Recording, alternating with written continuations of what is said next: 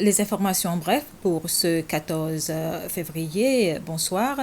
Un effort de recherche et de sauvetage est en cours pour un des 3 pêcheurs qui ont été portés disparus après que leur bateau a chaviré hier soir dans une mer agitée dans le sud de Maï.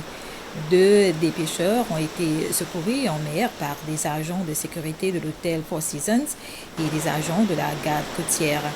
L'un des 2 a été admis à l'hôpital. Les gardes de côte, la SMSC et les citoyens privés ont tous uni leurs efforts dans les opérations de recherche et de sauvetage le long de la côte de Belazar. La garde côtière dit que l'opération de recherche et de sauvetage se poursuivra pendant la nuit. 18 nouveaux cas de COVID-19 ont été enregistrés depuis la dernière mise à jour. 2 parmi sont des étrangers, les 16 autres sont Seychellois. 133 personnes, dont 31 sont des étrangers et 102 sont Seychellois, ont été déchargés des centres de quarantaine. Le ministère de la Santé demande au public de continuer de suivre les précautions et mesures en place pour éviter de contracter le virus. Une technicienne senior du laboratoire à l'autorité de santé publique a déclaré qu'elle recevrait plus d'échantillons de tests PCR depuis l'épidémie de COVID-19 s'est répandue dans la communauté. Madame Rosemée Benoît dit qu'ils font jusqu'à 500 tests par jour et qu'il leur faut 48 heures pour obtenir les résultats. Elle souligne que le retard dans la remise des résultats est dû à l'augmentation de la charge de travail et à la nécessité de refaire les tests plusieurs fois en cas de résultats de tests non concluants.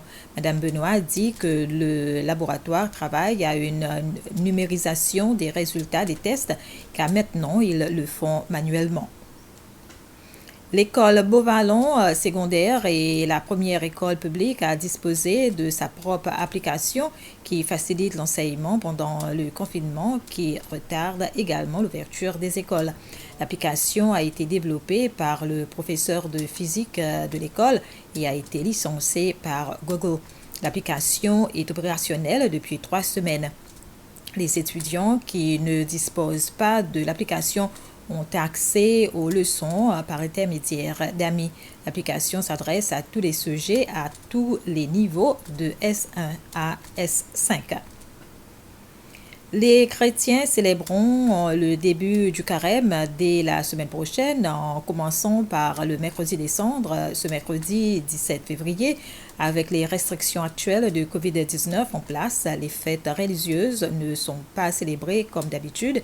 Les églises catholiques et anglicanes disent avoir pris des dispositions pour que les chrétiens prennent part aux fêtes comme le mercredi des cendres et le chemin de croix depuis leur maison.